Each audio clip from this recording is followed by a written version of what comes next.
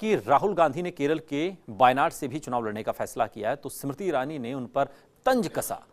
अमेठी की जनता राहुल को भगा रही है, लेकिन क्या वाकई अमेठी बदलाव का मूड बना चुकी, या फिर कांग्रेस की जड़ें आज भी यहां उतनी ही मजबूत हैं? रिपोर्ट देखिए। क्या बदल गया है अमेठी का मूड? राहुल गांधी के 2 सीटों से लड़ने की वजह क्या? कांग्रेस के दुर्ग में सेंध लगा रही बीजेपी। अमेठी की सियासी तासीर, क्या अमेठी बदल रहा है? यह सवाल मौजूद है, क्योंकि कांग्रेस अध्यक्ष राहुल गांधी यहां दावेदार हैं, तो दूसरी ओर स्मृति ईरानी बीजेपी की उम्मीदवार हैं। मुकाबला दिलचस्प होने की उम्मीद है, तो लोगों की नजर इस हॉट सीट पर टिकी है।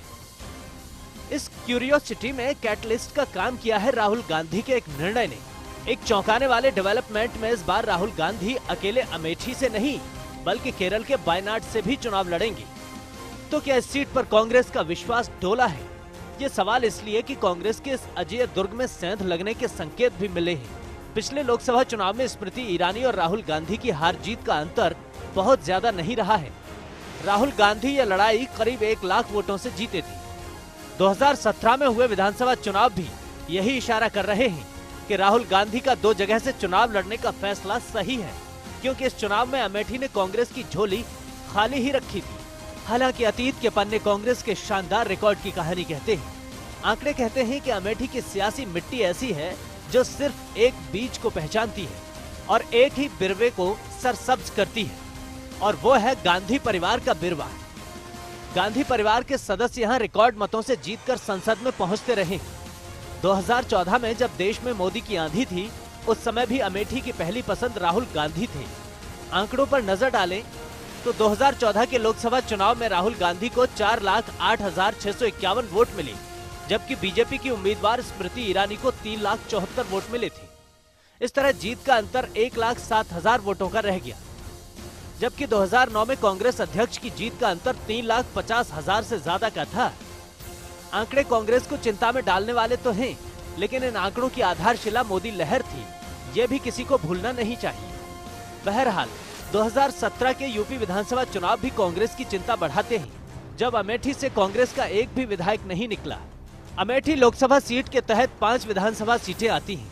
इनमें अमेठी जिले की तिलोई, जगदीशपुर, अमेठी और गौरीगंज सीटें शामिल हैं, जबकि रायबरेली जिले की सलोन विधानसभा सीट आती है।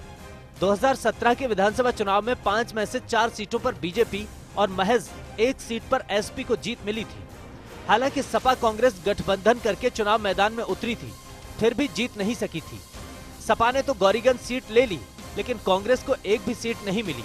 लेकिन हमें यह भी नहीं भूलना चाहिए कि इतिहास बताता है, अमेठी कांग्रेस का दुर्ग रहा है। अमेठी संसदीय सीट को कांग्रेस का दुर्ग कहा जाता है। इस सीट पर अभी तक 16 लोकसभा चुनाव और 2 उपचुनाव हुए हैं। इनमें से कांग्रेस ने 16 बार जीत दर्ज की है। वहीं 1977 में लोकदल और 1998 में बीजेपी को जीत मिली, जबकि बसपा और सपा अभी तक अपना खाता नहीं खोल सकी। कांग्रेस के जबरदस्त प्रदर्शन के पीछे अमेठी के जातीय समीकरण भी काफी हद तक जिम्मेदार है। अमेठी लोकसभा सीट पर दलित और मुस्लिम मतदाता किंग मेकर की भूमिका में है। इस सीट पर मुस्लिम मतदाता करीब 4 लाख हैं और तकरीबन 3.5 लाख दलित वोटर हैं। इनमें पासी समुदाय के वोटर काफी अच्छी तादाद में हैं। इसके अलावा यादव, राजपूत और ब्राह्मण भी इस सीट पर अच्छे खासे हैं। ये सियासत की वो रेसिपी है जो कांग्रेस को वर्षों तक सत्ता का स्वाद चखाती रही है। ऐसे में हर किसी की दिलचस्पी इस बात पर भी है कि अमेठी सीट का इतिहास क्या है। दरअसल आजादी के बाद पहली बार लोकसभा चुनाव हुए तो अमेठी संसदीय सीट वजूद में नहीं थी। पहले यह इलाका सुल्तानपुर दक्षिण लोकसभा सीट में आता था और यहां से कांग्रेस के बालकृष्ण विश्वनाथ केशकर जीते थे। इसके बाद 1957 में मुसाफिर खाना सीट अस्तित्व में आई, जो फिलहाल अमेठी जिले की तहसील है। केशकर यहां से जीतने में सफल रहे। 1962 के चुनाव में राजा रणंजय सिंह कांग्रेस के टिकट पर सांसद बने। रणंजय सिंह वर्तमान में राज्यसभा सांसद संजय सिंह के पिता थे। लेकिन अमेठी का कांग्रेसी फ्लेवर किसी से छिपा नहीं। अमेठी लोकसभा सीट 1967 में वजूद में आई। पहली बार कांग्रेस के विद्याधर वाजपेयी सांसद बने। 1971 में भी उन्होंने जीत हासिल की। 1977 में कांग्रेस ने संजय सिंह को प्रत्याशी बनाया। 1980 में संजय ने चुनाव लड़ा। और इसी के साथ अमेठी को गांधी परिवार की सीट में तब्दील कर दिया। 1980 में विमान दुर्घटना में संजय का निधन हुआ तो 1981 में उपचुनाव में राजीव गांधी जीत गए। 1984 में इंदिरा गांधी की हत्या के बाद हुए चुनाव में राजीव गांधी भी एक बार फिर मैदान में उतरे और जीत दर्ज की।